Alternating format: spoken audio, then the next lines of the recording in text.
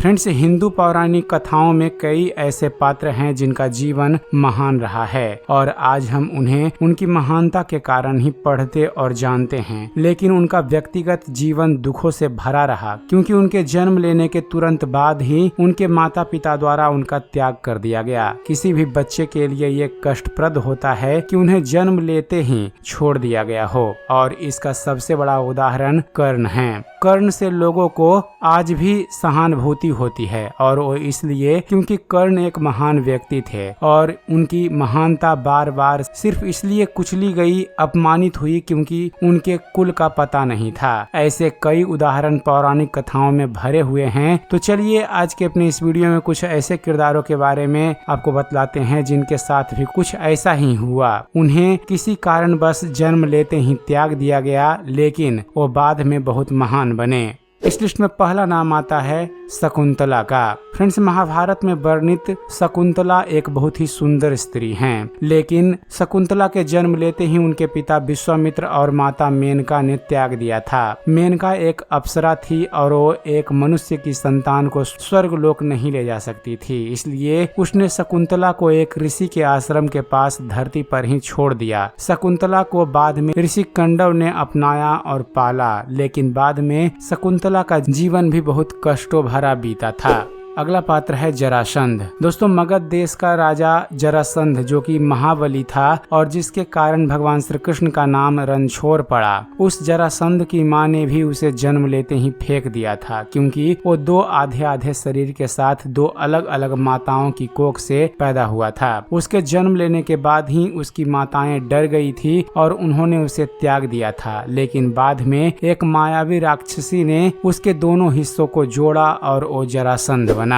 अगले पात्र हैं वेद व्यास। फ्रेंड्स, वेद व्यास का जन्म एक अप्सरा की कोख से हुआ था। वेद व्यास जी के पिता का नाम महर्षि पराशर था। जब पराशर जी को यमुना नदी को पार करके आगे की ओर जाना था तो सत्यवती अपनी नाव में महर्षि पराशर को बिठाकर नदी पार करने के लिए ले जा रही थी। तब ऋषि पराशर उस दौरान सत्यवती पर मोहित हो गए और उनसे उन्हें एक पुत्र हुआ। उसके बाद पराशर जी यमुना स्नान करके वहाँ से चले गए, लेकिन अविवाहित सत्यवती ने समाज के डर से अपने पुत्र को यमुना के तट पर स्थित बालू के दीपों में ही छोड़ दिया। अगले पात्र हैं एकलव्य। दोस्तों, एकलव्य की कहानी तो हम सभी जानते हैं। एकलव्य भगवान श्री कृष्ण के वंश यानी यदुवंश में जन्मे थे और उनके पिता श्री कृष्ण के पिता वासुदेव के भाई देवश्रवा थे। लेकिन एकलव्य के जन्म होने के बाद ही देवश्रवा ने आकाशवाणी के कहने से अपने पुत्र का त्याग कर दिया था। देवश्रवा के त्यागे गए उस पुत्र को निषादों ने पालकर बड़ा किया, इसलिए यह निषाद वंशी एकलव्य के नाम से प्रसिद्ध हुए। अगला पात्र है भगवान शिव और माता पार्वती के गोद लिए पुत्र सुकेश राक्षस। फ्रेंड्स, सुकेश की माता का नाम सालकंटका था तथा जन्म के बाद ही उसकी माता सुकेश का त्याग करके अपने पति के साथ सुखमय जीवन व्यतीत करने लगी। जब भगवान शिव और पार्वती की उस बालक पर नजर पड़ी तो उन्होंने राक्षस पुत्र होने के बावजूद सुकेश को अपने पुत्र की तरह माना और उसका पालन पोषण किया। उन्होंने उसे अमरता का वरदान भी दिया था। अगले पात्र है माता सीता। फ्रेंड्स, रामायण की प्रमुख पात्र माता सीता को भी जन्म के तुरंत बाद त्याग दिया गया था। उन्हें राजा जनक ने एक खेत में पाया और अपनी पुत्री के रूप में अपनाया। अगले हैं ध्रुव। फ्रेंड्स, पुराणों में वर्णित ध्रुव को उनकी सौतेली मां ने त्याग दिया था। उन्होंने तपस्या कर भगवान श्री विष्णु से आशीर्वाद प्राप्त किया और ध्रुव तारा बने। अगले पात्र हैं कर्ण। दोस्तों, महाभारत के महारथी कर्ण को उनकी माता कुंती ने जन्म के तुरंत ही बाद त्याग दिया था। उन्हें एक नदी में बहा दिया गया था, जहां उन्हें एक रथ चालक ने पाया और बाद में उसी ने कर्ण को पाला।